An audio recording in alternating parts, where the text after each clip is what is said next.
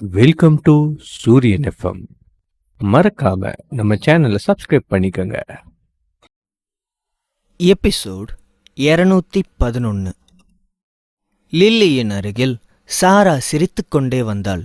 பின்பு, என்ன லில்லி, இந்த மாதிரி இடத்துக்கெல்லாம் நீ வந்திருக்க? அப்புறம் லைஃப் எப்படி போகுது என்று கேட்டாள்.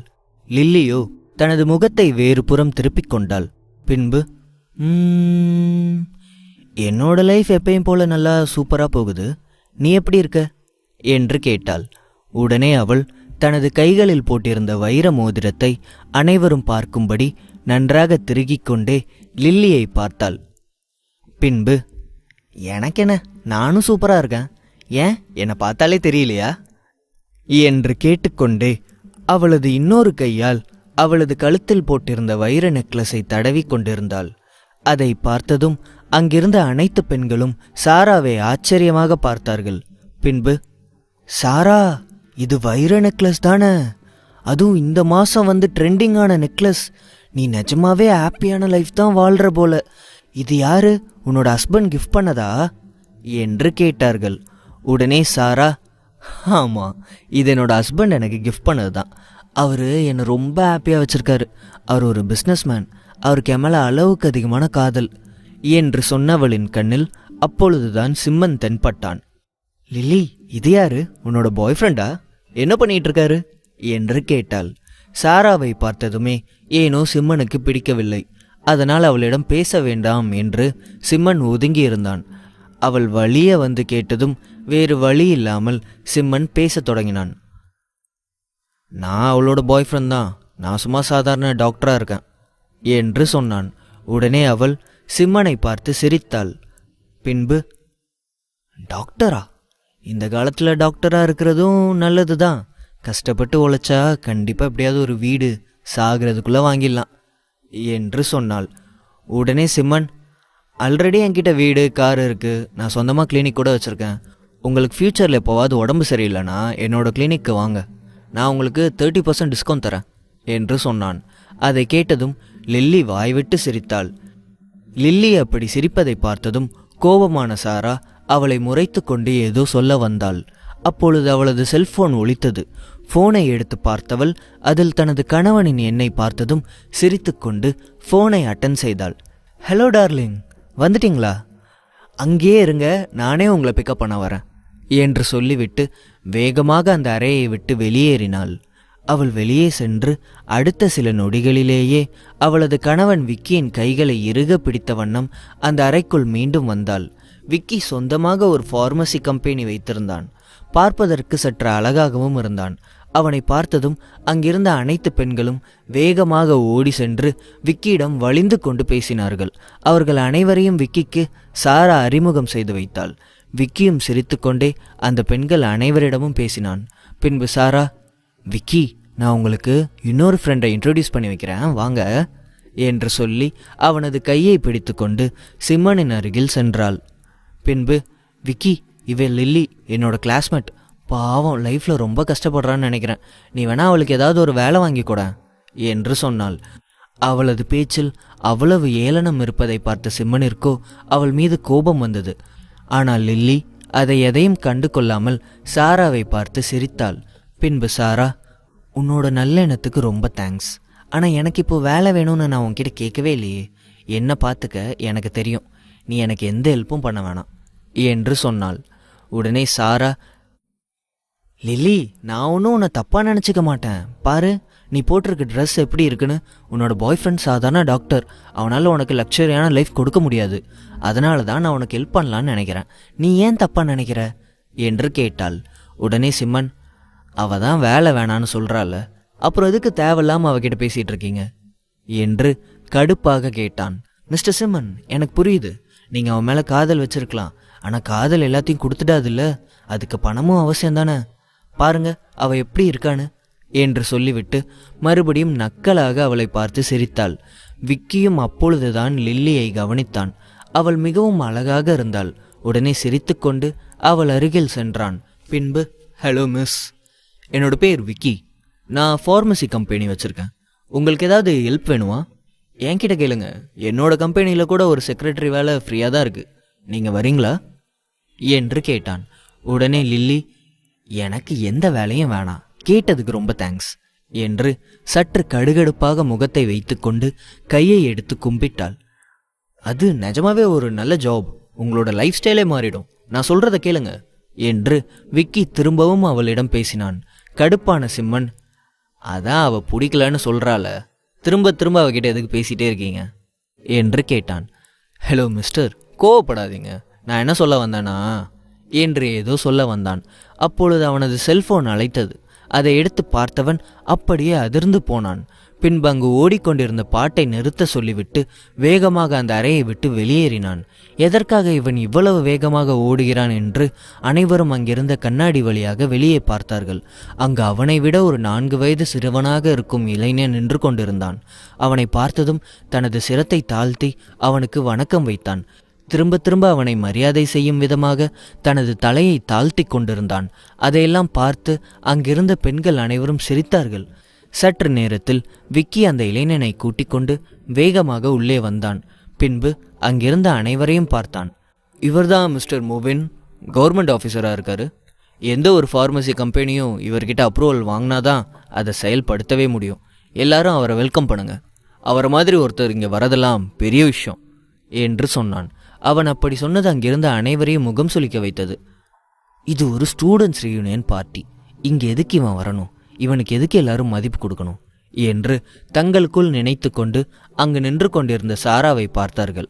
சாராவுக்கும் ஒரு மாதிரியாக இருக்க எதுவும் சொல்ல முடியாமல் தனது கணவனை பார்த்தாள். அந்த அறைக்குள் வந்த முவின் அங்கிருந்த அனைத்து பெண்களையும் நோட்டமிட்டான். பின்பு, என்ன மிஸ்டர் விக்கி, உங்களோட பேச்சை கேட்டீங்க வந்தா எல்லாருமே மொக்க பீஸாக இருக்காங்க, யாரையுமே எனக்கு பிடிக்கலையே என்று அனைவர் காதிலும் விழும்படி சொன்னான். அதை கேட்டதும் அங்கிருந்த அனைத்து பெண்களும் அவனை கோபமாக முறைத்தார்கள்.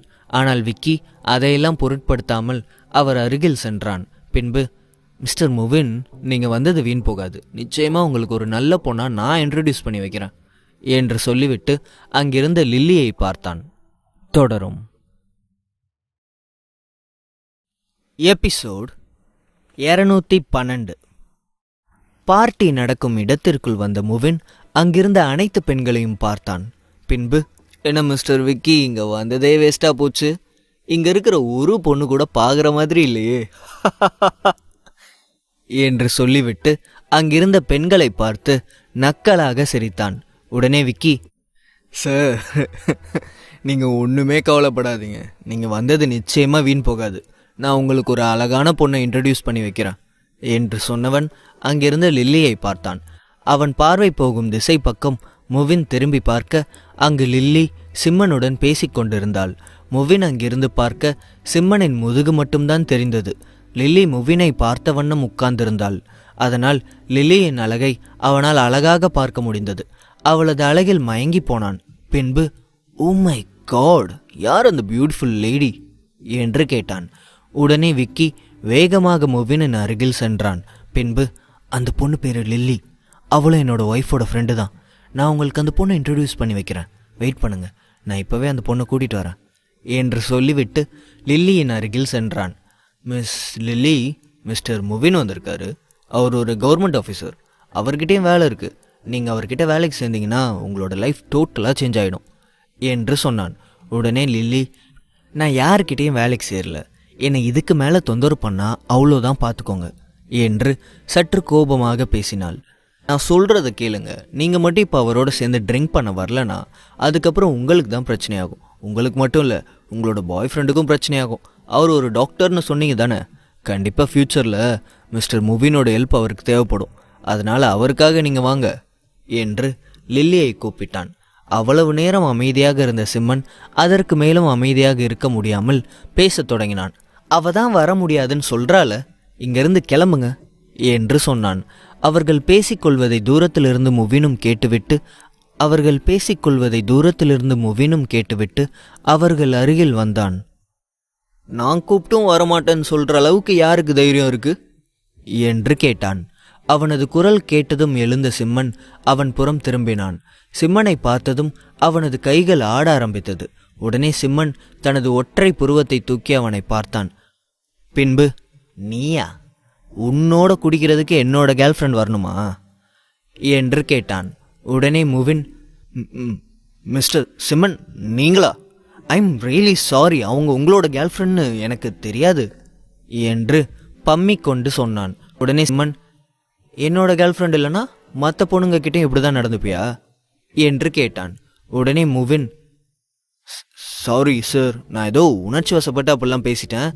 இனிமேல் நான் எந்த பொண்ணுக்கிட்டே இந்த மாதிரி பேச மாட்டேன் என்று சொல்லிவிட்டு அங்கு நின்று கொண்டிருந்த லில்லியை பார்த்தான். பின்பு, சாரி சிஸ்டர் என்று சொன்னான். நெக்ஸ்ட் டைம் உன்னை நான் இந்த மாதிரி எங்கேயாவது பார்த்தேன், அதுக்கப்புறம் என்ன பண்ணுவேனே தெரியாது என்று சொல்லிவிட்டு அங்கு நின்று கொண்டிருந்த லில்லியின் கையை பிடித்துக்கொண்டு சிம்மன் அங்கிருந்து வெளியேறினான். அங்கிருந்த அனைவருக்குமே முவினின் பவர் என்னவென்று தெரியும். அவனே சிம்மனின் முன்பு இவ்வளவு பவ்யமாக நடந்து கொள்கிறான் என்றால் இவன் நிச்சயமாக சாதாரணமான ஆளாக இருக்க முடியாது என்று புரிந்து கொண்டார்கள். உடனே அங்கிருந்த பெண்கள் அனைவரும், உங்களை நாங்களே வழி அனுப்பி வைக்கிறோம் என்று சொல்லி அவர்கள் இருவரையும் அங்கிருந்து கூட்டி சென்றார்கள். லில்லி தனது தோழிகள் அனைவருக்கும் கையசைத்துவிட்டு சிம்மனின் காரில் ஏறினாள். கார் சற்று தூரம் தள்ளி போனதும் மிகவும் சந்தோஷமாக லில்லி கத்தினாள். அவள் அப்படி சந்தோஷமாக துள்ளி குதிப்பதை பார்க்கையில் ஏதோ சின்ன குழந்தை குதிப்பது போல் இருந்தது. அவளை பார்த்து சிம்மனும் சிரித்தான்.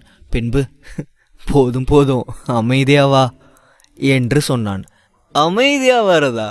சிம்மன், உனக்கு தெரியாது இந்த சாரா எத்தனை நாள் என்னை இம்சை பண்ணியிருப்பான்னு.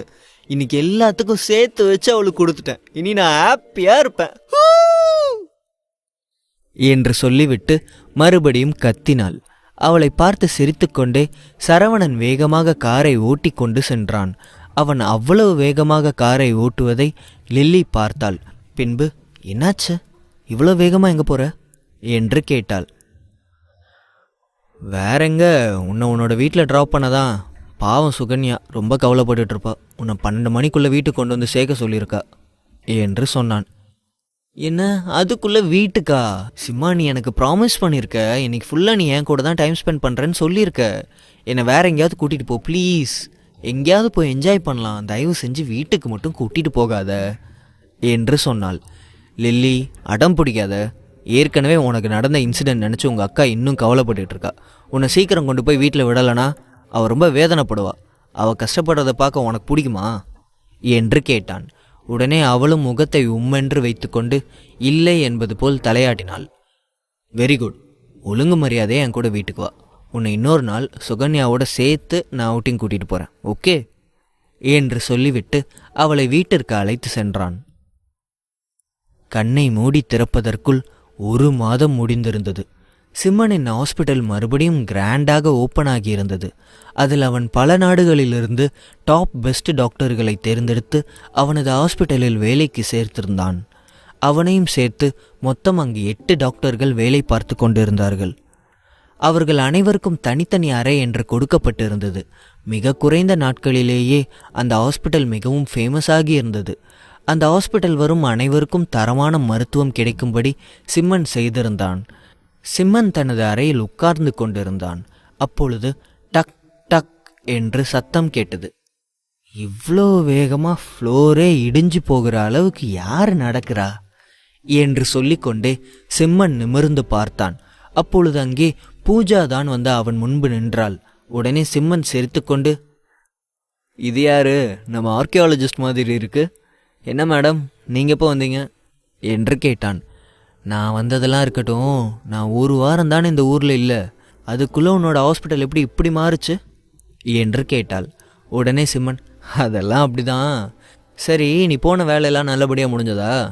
ஒரு வழியாக எல்லா சவப்பெட்டியும் திறந்து பார்த்துட்டியா என்று அவளை பார்த்து கிண்டல் செய்தான். உனக்கு என்னோட வேலையை பார்த்தா கிண்டலாக இருக்குல்ல? எல்லாம் என்னோட நேரம். உன்கிட்ட வந்து நான் சிக்கியிருக்கேன் பார்த்தியா? அதெல்லாம் இருக்கட்டும், உன்கிட்ட நான் ஒரு முக்கியமான விஷயம் ஒன்று சொல்லலான் தான் வந்தேன் என்று சொன்னவள் பின்பு வேகமாக அங்கிருந்த சேரில் உட்கார்ந்தவள் தனது பேக்கிலிருந்து ஒரு சில துணியை எடுத்து அவனிடம் கொடுத்தாள். நீ எனக்கு கொடுத்த அந்த தகடு சாம்பல் ஆயிடுச்சு என்று சொன்னாள். வேகமாக அதை வாங்கி பார்த்தவன் அதிர்ச்சியுடன் அந்த தகடு இருந்த துணியை பார்த்தான். பின்பு, யாருக்கும் எதுவும் ஆகலை தானே? உன் கூட இருக்கிற யாருக்கும் எந்த பிரச்சனையும் இல்லையே என்று சீரியஸாக கேட்டான். தொடரும்.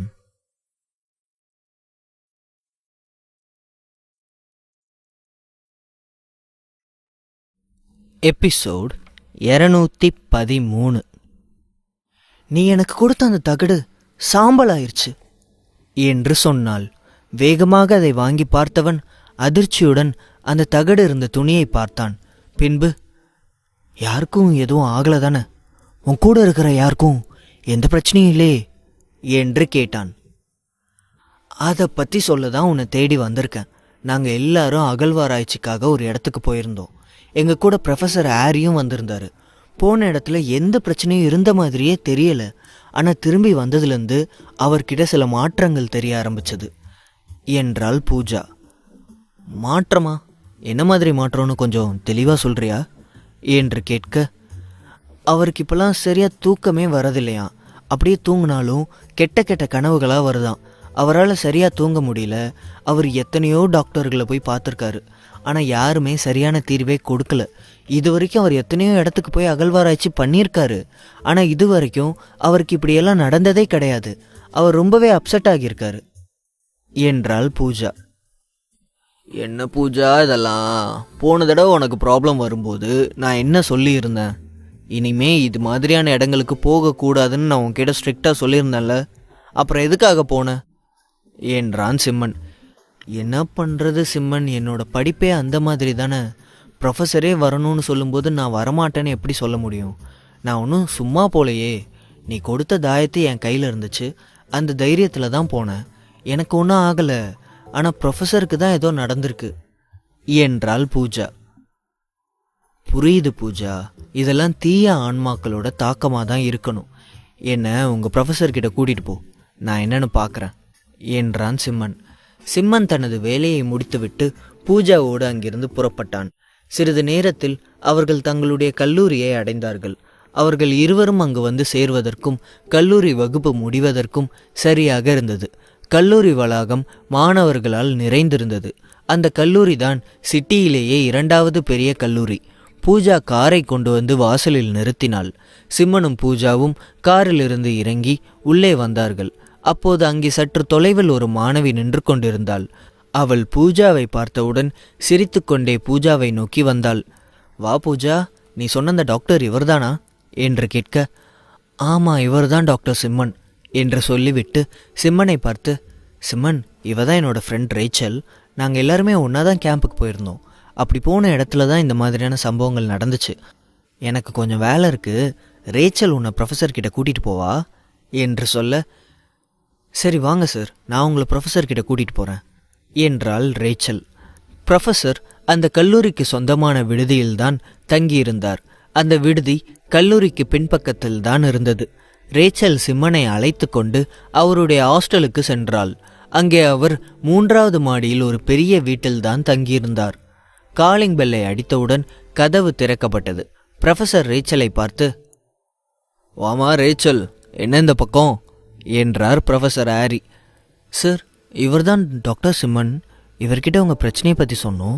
இவர் உங்களை பார்க்கணும்னு சொன்னார், அதான் கூட்டிகிட்டு வந்தோம் என்றாள். ஓ எஸ், இவரை பற்றி நான் கேள்விப்பட்டிருக்கேனே. அதிசய டாக்டர் மிஸ்டர் சிம்மன் தானே? கடந்த சில நாட்களாக மீடியா முழுக்க இவரை பற்றி தானே பிரபலமாக பேசிகிட்டு இருக்காங்க. இறந்து போனவங்களை கூட மறுபடியும் உயிர்ப்பிக்கக்கூடிய டாக்டர் இவர் தானே என்றார். அப்படியெல்லாம் எதுவும் இல்லை சார், மீடியாக்காரங்க என்னை மிகைப்படுத்தி காமிக்கிறாங்கன்னு நினைக்கிறேன் என்று பணிவோடு கூறினான் சிம்மன். நோனோ சிம்மன், நான் உங்களை பற்றி நிறைய கேள்விப்பட்டிருக்கேன். உங்களை சந்தித்ததில் எனக்கு ரொம்ப சந்தோஷம்.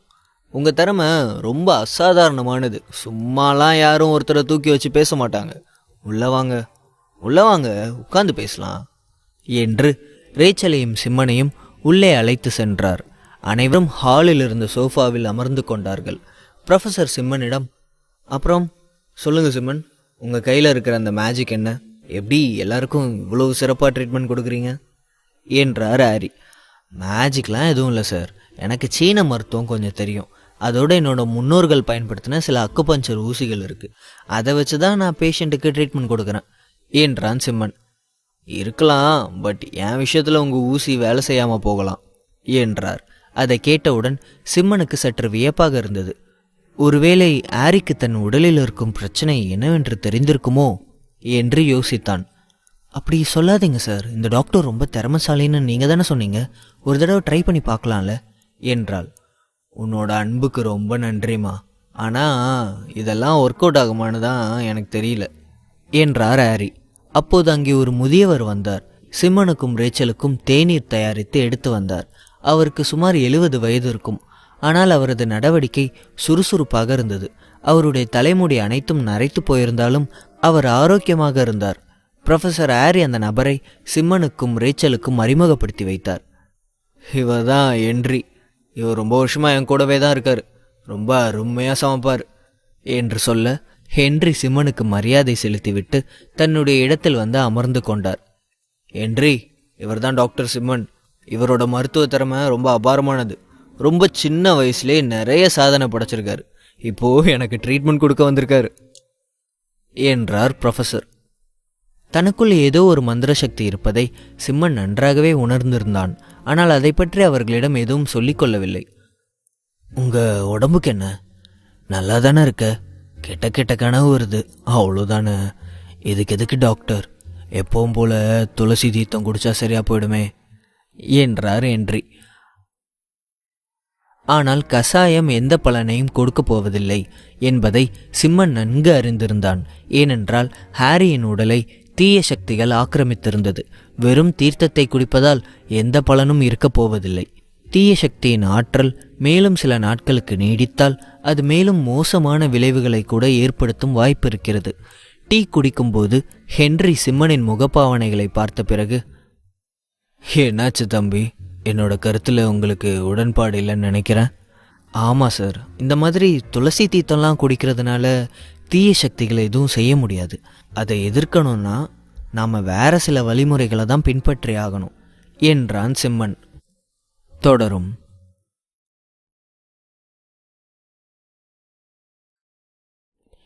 எபிசோட் 214. இந்த மாதிரி துளசி தீர்த்தம்லாம் குடிக்கிறதுனால தீய சக்திகள் எதுவும் செய்ய முடியாது. அதை எதுக்கணும்னா நம்ம வேற சில வழிமுறைகள் தான் பின்பற்றி ஆகணும் என்றான் சிம்மன். ஓ, உங்களுக்கு இந்த மாதிரி விஷயங்களில் கூட நம்பிக்கை இருக்கா? நீங்கள் ஒரு டாக்டர், அதனால் இதெல்லாம் நம்ப மாட்டீங்கன்னு நினச்சேன் என்று ஆச்சரியத்தோடு கேட்டார் ஹென்றி. சீன மருத்துவத்தில் இந்த மாதிரி விஷயங்களுக்கு இடம் இருக்குது சார் என்றான் சிம்மன். மன்னிக்கணும் டாக்டர் சிம்மன், மருத்துவத்துறையில் உங்களுக்கு இந்த அளவுக்கு திறமையான அனுபவமும் இருக்குன்னு நான் கொஞ்சம் கூட எதிர்பார்க்கல. உங்களை பார்த்த உடனே உங்கள் திறமையை குறைச்சி எடை போட்டுட்டேன்னு நினைக்கிறேன் என்றார். சிம்மன் தயக்கத்தோடு தன் பைக்குள் வைத்திருந்த ஒரு பொடியை வெளியில் எடுத்தான். ஒரு கிளாஸ் குடி தண்ணீரில் அதை கலந்தான். அந்த பொடியை கலந்த பிறகும் அந்த தண்ணீர் மிகவும் சுத்தமாக இருந்தது. அந்த தண்ணீரில் பொடியை கலந்ததற்கான எந்த தடயமும் தெரியவில்லை. அந்த தண்ணீரை எடுத்து ப்ரொஃபஸர் ஆரிக்கு கொடுத்து, இந்தாங்க சார், இந்த தண்ணியை குடிங்க, இதை குடிச்சிங்கன்னா உங்களுக்கு எல்லாமே சரியாயிடும் என்றான். ப்ரொஃபஸர் ஆரி அந்த தண்ணீரை முழுவதுமாக குடித்து முடித்தார். அதை குடிக்கும்போது அந்த தண்ணீர் இதமான சூட்டில் இருப்பது போல் உணர்ந்தார். சிம்மன், நீங்கள் ஏன் எங்களோட 6th சென்ஸ் டிரான்ஸ்ஃபர்மேஷன் கிளப்பில் கலந்துக்கூடாது என்று புன்னகையோடு கேட்டார். மன்னிக்கணும் சார், எனக்கு இதுக்கெல்லாம் இப்போது நேரமே இல்லை. நான் ஒரு டாக்டராக நடந்துக்க தான் விரும்புகிறேன் என்றான். கவலைப்படாதீங்க சிம்மன், இந்த அசோசியேஷனில் நீங்கள் கலந்துக்கிட்டீங்கன்னா பிற்காலத்தில் உங்களுக்கு கவர்மெண்ட் கிட்டேருந்து நிதி கூட கிடைக்க வாய்ப்பு இருக்குது. எதிர்காலத்தில் இது உங்களுக்கு பாதுகாப்பான விஷயமா இருக்கும் என்று கூறினார். சிம்மன் எந்த பதிலும் சொல்லாமல் அமைதியாக இருந்தான். பரவாயில்ல சிம்மன், இப்போவே உடனே சேர்ந்துக்கணுன்னு எந்த அவசியமும் இல்லை. உங்களுக்கு எப்போ தோணுதோ அப்போ நீங்கள் தாராளமாக வரலாம். உங்களுக்காக எப்போவுமே எங்கள் அசோசியேஷன் காத்துட்ருக்கோம் என்றார் ஆரி. அப்படி ஒரு எண்ணம் தோணுச்சுன்னா நான் கண்டிப்பாக திரும்பி வருவேன். சரி சார், அப்போ நாங்கள் புறப்படுறோம் என்று சொல்லிவிட்டு அங்கிருந்து வெளியேறினான். ரேச்சலும் அவனோடு வெளியேறினாள். அவனுக்கு நன்றி தெரிவிக்கும் விதமாக ரேச்சல் அவனை ஒரு உணவகத்திற்கு அழைத்து சென்றாள். அவள் ஒரு கல்லூரி மாணவி என்றாலும் அவளுக்கென சொந்தமாக ஒரு காரும் ஒரு வீடும் இருந்தது. பூஜாவும் ரேச்சலும் கிட்டத்தட்ட ஒரே மாதிரி சிந்தனை உடையவர்களாக இருந்தார்கள். மேலும் தங்களுடைய வசதியை வெளிக்காட்டிக் கொள்ள விரும்பாதவர்களாகவும் இருந்தார்கள். உணவு சாப்பிட்டு முடித்த பிறகு சிம்மன் தன்னுடைய கிளினிக்கு திரும்பினான். சிறிது நேரம் பேஷண்ட்டுகளை பார்த்தான். அப்போது தீபிகா அங்கே வந்தாள். இருவரும் நீண்ட நாட்களாக ஒருவரை ஒருவர் பார்த்திருக்கவில்லை. தீபிகா முன்பை விட இப்போது கவர்ச்சியாக இருந்தாள். அழகாக உடை அணிந்திருந்தாள். என்னாச்சு தீபிகா, ஏன் இவ்வளவு கோபமா இருக்க? என்ன பிரச்சனை என்றான் சிம்மன். என்ன பிரச்சனையா? தலையில இடி விழுற மாதிரியான பிரச்சனை. இன்னும் 15 நாள்ல எனக்கும் அந்த பிரபுவுக்கும் என்கேஜ்மெண்ட் நடத்த போறாங்களாம் என்றாள் தீபிகா. அவள் சிம்மனை வெறுப்பேற்றுவதற்காக தான் அப்படி சொன்னாள். ஆனால் சிம்மன் அலட்சியமாக பதில் சொன்னான். அதுக்கே நீ ஏன் மேல கோவப்படுற? இப்ப நான் என்ன செய்யணும் என்று கேட்க, கொஞ்ச நேரம் என் கூட வெளியில வா என்றாள் தீபிகா. இப்பவா? எனக்கு பேஷன்ஸ் இருக்காங்க தீபிகா என்றான் சிம்மன். அப்போ என்னை விட உனக்கு பேஷன்ஸ் தான் முக்கியமா? அதான் இத்தனை டாக்டர்ஸ் இருக்காங்கல்ல, அவங்க பார்த்துக்குவாங்க. நீ இப்போ என் கூட வெளியில வா என்று பிடிவாதமாக கூறினாள். தீபிகாவின் மனநிலை சரியில்லை என்பதை புரிந்து கொண்ட சிம்மன் உடனடியாக அவளுடன் புறப்பட்டு சென்றான். தீபிகா அவனை ஒரு பார்க்குக்கு அழைத்து சென்றாள். அந்த இடம் பார்ப்பதற்கு மிகவும் ரம்மியமாக இருந்தது. இருவரும் ஒரு பெஞ்சில் அமைதியாக அமர்ந்திருந்தார்கள். இதமான தென்றல் காற்று அந்த இடத்தை மேலும் அழகாக காட்டியது. பொதுவாக கலகலவென இருக்கும் தீபிகா இன்று மிகவும் அமைதியான முகத்தோடு சோகமாக இருந்தாள். என்னாச்சு தீபிகா, ஏன் இவ்வளோ சோகமாக இருக்க? உனக்கு அந்த பையனை பிடிக்கலன்னு உங்கள் அப்பா கிட்டே நேரடியாக சொல்ல வேண்டியது தானே? ஒவ்வொரு தடவையும் நான் வந்து ஹெல்ப் பண்ண முடியுமா? உனக்காக நீ தானே பேசணும் என்றான் சிம்மன். தீபிகா எந்த பதிலும் சொல்லாமல் தன்னுடைய முகத்தை தாழ்த்தி கொண்டாள். இப்படி எதுவுமே பேசாமல் இருந்தால் நான் என்ன நினைக்கிறது? நீ வாயை திறந்து பேசாம உன் மனசில் இருக்கிறது என்னால் புரிஞ்சிக்க முடியாது தீபிகா. எதுவாக இருந்தாலும் நேரடியாக சொல்லு என்றான். எனக்கு இந்த கல்யாணத்தில் இஷ்டம் இல்லாததுக்கு ஒரு காரணம் இருக்கு சிம்மன். நான் வேற ஒருத்தரை லவ் பண்ணுறேன் என்று சொல்லி ஓர கண்களால் சிம்மனை பார்த்தாள். சிம்மன் ஆச்சரியத்தோடு, அட்டடா, லவ்வா? எனக்கு தெரியாம இது எப்போ நடந்துச்சு? எனக்கு ரொம்ப ஆச்சரியமா இருக்கு. உனக்கு காதல் கூட பண்ண வருமா? அது சரி, உன் மனசை மாத்தின அந்த இடியட் யாரு என்றான் சிம்மன். நோ சிம்மன், என்னோட லவ்வரை இடியட்னு சொல்லாத, அப்புறம் நீ தான் ரொம்ப வருத்தப்படுவ என்றாள் தீபிகா. சரி சரி, எதுவும் சொல்லலை, கோவப்படாத. முதல்ல அவன் யாருன்னு சொல்லு. அவன் உன்னை கல்யாணம் பண்ணிக்க ரெடியாக இருந்தா அவனே உங்கள் அப்பா கிட்ட வந்து பேச வேண்டியது தானே என்றான் சிம்மன். நேரடியாக பேசலனாலும் அவன் என்னை பல தடவை இந்த பிரச்சனையிலேருந்து காப்பாற்றிருக்கான். ஒவ்வொரு முறையும் என்னை பொண்ணு பார்க்க வரும்போதெல்லாம் அதை தடுக்கிறதுக்கு அவன் தான் எனக்கு ஹெல்ப் பண்ணியிருக்கான் என்று சொல்ல, தீபிகா தன்னை பற்றி தான் சொல்கிறாளோ என்ற சந்தேகத்தோடு சிம்மன் அவளை உற்று பார்த்தான். அவனுடைய இதயம் வேகமாக துடிக்க ஆரம்பித்தது. அதற்கு மேல் பொறுமையை இழந்த தீபிகா நேரடியாகவே தன்னுடைய காதலை வெளிப்படுத்தினாள். இன்னுமா என் மனசில் இருக்கிற காதல் உனக்கு புரியல? நான் உன்னை தான் காதலிக்கிறேன் சிம்மன். நீ தான் அந்த idiot. I love you Simha என்றாள். அதை கேட்ட சிம்மன் அதிர்ச்சி அடைந்து விட்டான். தீபிகாவிடமிருந்து அவன் இதை துளியும் எதிர்பார்க்கவில்லை. என்ன பேசுற தீபிகா, உனக்கு என்ன பைத்தியமா பிடிச்சிருக்கு என்றான். இல்லை சிம்மன், நான் சீரியஸாக தான் சொல்கிறேன். எனக்கு உன்னை ரொம்ப பிடிச்சிருக்கு என்று சொல்லிக்கொண்டே அவனை கட்டிப்பிடித்து முத்தமிட ஆரம்பித்தாள். சிம்மனுக்கு தூக்கி வாரி போட்டது. அவனுக்கு என்ன செய்வதென்று புரியவில்லை. அவன் எந்த எதிர்வினையும் இன்றி அமைதியாக நின்று கொண்டிருந்தான். அவனிடமிருந்து எதிர்வினை இல்லாததால் தீபிகா ஏமாற்றம் அடைந்தாள். அவள் ஏமாந்த முகத்தோடு மெல்ல அவனிடமிருந்து விலகினாள். அவளுடைய முகப்பாவனையை கவனித்த சிம்மனுக்கு அவள் மீது பரிதாபமாக இருந்தது. அவன் தீபிகாவுக்கு ஆறுதல் சொல்ல நினைத்தான். தீபிகா, நான் சொல்றத கொஞ்சம் பொறுமையா கேளு என்று ஆரம்பிக்கும் போதே அவள் சட்டென அவனை இடைமறித்து, இல்லை வேண்டாம், நீ எதுவும் சொல்ல வேணாம். என் மேலே உனக்கு காதல் இல்லைன்னு மட்டும் சொல்லிடாத. அதனால் கேட்க முடியாது. என்னால் நீ இல்லாமல் வாழ முடியாது சிம்மன் என்று சொல்லி கதறி அழுதாள். அங்கே கூடியிருந்தவர்கள் எல்லோரும் சிம்மனையும் தீபிகாவையும் வித்தியாசமாக பார்த்தார்கள். ப்ளீஸ் தீபிகா, தயவு செஞ்சு நான் சொல்கிறத கொஞ்சம் புரிஞ்சுக்கோ. எனக்கு உன்னை ரொம்ப பிடிக்கும். ஆனால் வேறு எந்த அபிப்பிராயமும் எனக்கு உன் மேலே வரல. உன்னை நான் என்னோடய ஃப்ரெண்டாக மட்டும்தான் பார்த்தேன். என்னால் உன்னை விரும்ப முடியாது என்றான். தொடரும். எபிசோட் 215. ப்ளீஸ் தீபிகா, தயவு செஞ்சு நான் சொல்கிறத கொஞ்சம் புரிஞ்சுக்கோ. எனக்கு உன்னை ரொம்ப பிடிக்கும். ஆனால் வேறு எந்த அபிப்பிராயமும் எனக்கு உன் மேலே வரல. உன்னை நான் என்னோடய ஃப்ரெண்டாக மட்டும்தான் பார்த்தேன். என்னால் உன்னை விரும்ப முடியாது என்றான். தீபிகாவால் சிம்மனின் வார்த்தைகளை ஏற்றுக்கொள்ளவே முடியவில்லை. அவர்கள் இருவருக்கும் இடையிலான உறவு எதிர்காலத்தில் மிகவும் சிக்கலானதாக இருக்கும் என்பதை சிம்மன் புரிந்து கொண்டான். எதிர்காலத்தில் அவர்களால் காதலர்களாகவும் இருக்க முடியாது, அதே நேரம் நண்பர்களாகவும் இருக்க முடியாத சூழ்நிலை உருவாகியிருந்தது. சிம்மனுக்கு தர்ம சங்கடமாக இருந்தது. ஏனென்றால் சிம்மனுக்கு தீபிகாவை ஒரு தோழியாக மிகவும் பிடிக்கும். எனக்கு தெரியாது சிம்மன், நான் உன்னை மனப்பூர்வமாக காதலிக்கிறேன். கண்டிப்பாக எனக்கு நீ வேணும். நீ இல்லாமல் என்னால் வாழவே முடியாது என்று சொல்லிக்கொண்டே கண்ணீரை துடைத்தபடி அங்கிருந்து சென்று விட்டாள். சிம்மன் மட்டும் அந்த இடத்தில் தனியாக நின்று கொண்டிருந்தான். சிம்மனுக்கு என்ன செய்வது என்றே புரியவில்லை. அவன் மீண்டும் மருத்துவமனைக்கு திரும்பினான்.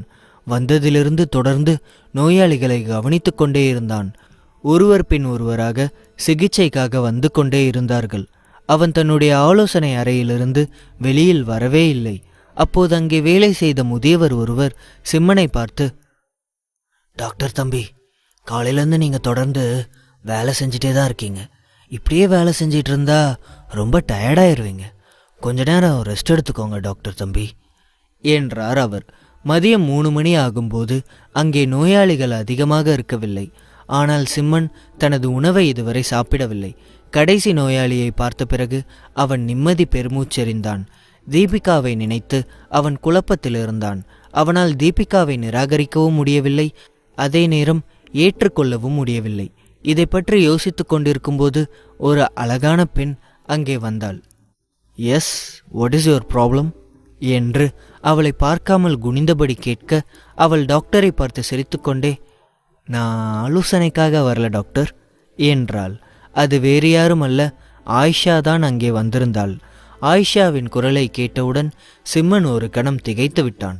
அதற்கு பிறகு மெதுவாக தலையை உயர்த்தி பார்த்தான். அங்கே ஆயிஷா நின்று கொண்டிருந்தாள். அவள் இளஞ்சிவப்பு நிற உடை அணிந்திருந்தாள். அந்த உடையில் அவள் தேவதை போல் தெரிந்தாள்.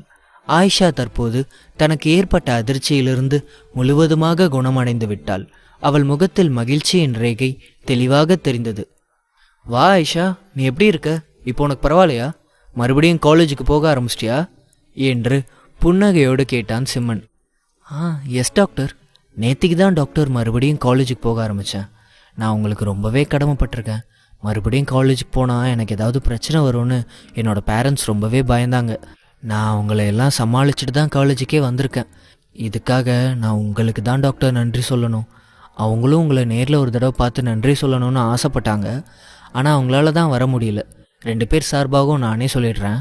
ரொம்ப ரொம்ப ரொம்ப ரொம்ப ரொம்ப ரொம்ப தேங்க்ஸ் டாக்டர் என்றாள். இத்தனை தேங்க்ஸ் யாருக்காக? ஏய் ஆயிஷா, என்ன இதெல்லாம்? எதுக்கு பெரிய பெரிய வார்த்தைலாம் பேசுகிற என்று சொல்ல, இல்லை டாக்டர், உங்களுக்கு தெரியாது.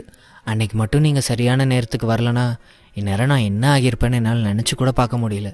இன்றைக்கி நான் உயிரோடு இருக்கேன்னா அதுக்கு காரணமே நீங்கள் தான் டாக்டர் என்றாள். அவள் தன் கடந்த காலத்தை பற்றி பேசும்போது அவளையும் அறியாமல் அவளுடைய கண்கள் சிவந்து விட்டன. கைகள் நடுங்க ஆரம்பித்தது. அந்த நிகழ்வுகள் அவளுக்கு பெரும் மன உளைச்சலை ஏற்படுத்தி இருந்தது. கூல் ஆயிஷா, எதுக்கு இப்போ பதட்டப்படுற? அதான் எல்லா பிரச்சனையும் முடிஞ்சிருச்சுல, நீ கொஞ்சம் நிதானமாக இரு. உனக்கு நடந்ததெல்லாம் கெட்ட கனவா நினச்சி மறந்துரு. அதுதான் உனக்கும் நல்லது, உன்னை பெற்றவங்களுக்கும் நல்லது. உன்னை இந்த நிலைமைக்கு ஆளாக்குனவன் இப்போ ஜெயிலில் இருக்கான். இனிமேலாவது நீ நிம்மதியாக இரு என்றான் சிம்மன். அவள் சரி என்று தலையசைத்தாள்.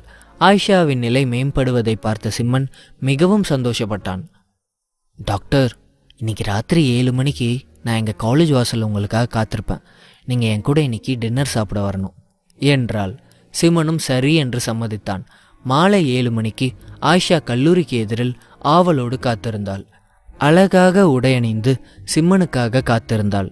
தனது கைபேசியை பலமுறை எடுத்து பார்த்து கொண்டே இருந்தாள். சிம்மனுக்கு கால் செய்யலாம் என்று நினைத்தாள்.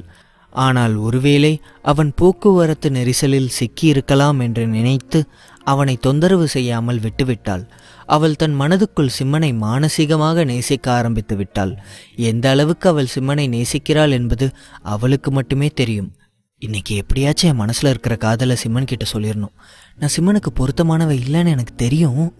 ஆனால் என் மனசு முழுக்க சிம்மன் மட்டும்தான் இருக்காரு. பேசி பார்த்துடலாம் என்று நினைத்து கொண்டே அங்கே காத்திருந்தாள். அப்போது ஒரு கார் வேகமாக ஆயிஷாவுக்கு அருகில் வந்து நின்றது. அதிவேகமாக வந்து சடன் பிரேக் அடித்ததால் அதன் வீல்கள் தரையில் இழைத்து கொண்டு 10 அடிகள் தள்ளி சென்று நின்றது. அதை பார்த்த ஆயிஷா திடுக்கிட்டாள். தடுமாற்றத்தோடு கிட்டத்தட்ட கீழே விழும் நிலைக்கே சென்று விட்டாள். யாரா நீ முட்டாள்? உனக்கெல்லாம் எவன்டா லைசன்ஸ் கொடுத்தது? காரு கூட ஒழுங்கா ஓட்ட தெரியாதா? அப்புறம் எதுக்குடா கார் எடுத்துட்டு வர? நீ என்ன எல்போடா இருந்தா ரோட்டில் நிற்கிறவங்களாம் உன் கண்ணுக்கு தெரிலையா என்று கத்தினாள். அப்போது காரின் கதவை திறந்து கொண்டு ஒரு நபர் கீழே இறங்கினார். அவனை பார்த்தவுடன் ஆயிஷாவின் முகத்தில் இருந்த புன்னகை அடியோடு மறைந்து விட்டது. அவனது கண்களில் வெறுப்பு நிறைந்திருந்தது. அது வேறு யாரும் அல்ல, ராகுல் தான். ராகுலை அங்கே பார்த்தவுடன் அவள் பயத்தில் சில அடிகள் பின்வாங்கினாள். அவளுடைய கால்கள் வலுவிழந்து விட்டது போல் உணர்ந்தாள். மெல்ல மெல்ல நடந்து சென்ற ஆயிஷா தனக்கு பின்னால் இருந்த மரத்தில் இடித்து நின்றாள். அவள் மனதில் அலைந்து கொண்டிருந்த கசப்பான சம்பவங்கள் மீண்டும் அவள் கண்ணெதிரே தோன்றியது. நரகத்தில் இருக்கும் அரக்கனை பார்ப்பது போல் ராகுலை பார்த்து பயந்து நடுங்கினாள். இன்னடி ஏதோ பேய பார்க்குற மாதிரி பார்க்குற? நான் தான் ராகுல், என்ன ஞாபகம் இருக்கா என்றான் ராகுல். ஜெயிலில் இருக்க வேண்டியவன் இங்கே எப்படி வந்தான்? இவன் எப்படி விட்டுட்டாங்க என்று யோசித்து கொண்டே குழப்பத்தோடு அவனை பார்த்து கொண்டிருந்தாள் ஆயிஷா. நான் எப்படி இங்கே வந்தேன்னு தானே யோசிக்கிற? என்னை நீ ஜெயிலுக்கு அனுப்பணும்னு நினச்ச. அந்த கேஸில் என்னை தோக்கடித்து ஜெயிலில் தள்ளணும்னு ஆசைப்பட்ட. ஆனால் நான் இந்த கேஸில் தோத்துட்டா மட்டும் ஜெயிலுக்கு போயிடுவேனா என்ன? பாத்தியா எப்படி வெளியே வந்துட்டேன்னு பாத்தியா என்று சொல்லிக்கொண்டே அவளை பார்த்து சிரித்தான். ராகுல் அவளை மெல்ல மெல்ல நெருங்கி வர, வேண்டாம் கிட்ட வராத, நீ ஏதாவது தகராறு பண்ணா நான் போலீஸ் கூப்பிட வேண்டியிருக்கும் என்றாள். அதை கேட்டவுடன் ராகுல் கைகளை தட்டி சத்தமாக சிரிக்க ஆரம்பித்து விட்டான். அவளுக்கு ராகுலை பார்க்கும்போது ஏதோ ஒரு பேயை பார்ப்பது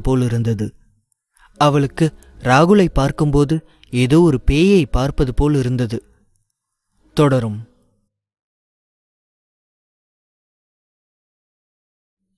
எபிசோட் 216. ராகுல் ஆயிஷாவை மெல்ல மெல்ல நெருங்கி வர, வேண்டாம் கிட்ட வராத, நீ ஏதாவது தகராறு பண்ணினா நான் போலீஸை கூப்பிட வேண்டியிருக்கும் என்றாள். அதை கேட்டவுடன் ராகுல் கைகளை தட்டி சத்தமாக சிரிக்க ஆரம்பித்து விட்டான். அவளுக்கு ராகுலை பார்க்கும்போது ஏதோ ஒரு பேயை பார்ப்பது போல் இருந்தது. எதுக்கு இப்ப சிரிக்கிற? நீ ஜெயிலில் தானே இருந்த, எப்படி வெளியில வந்த? கோர்ட்ல உனக்கு தண்டனைன்னு சொன்னாங்களே, அதெல்லாம் என்னாச்சு என்றாள். அதெல்லாம் தள்ளுபடி ஆயிடுச்சு. எனக்குன்னு இந்த ஊர்ல ஒரு செல்வாக்கு இருக்கு. அவசரப்பட்டு என்கிட்ட நீ மோதி இருக்க கூடாது.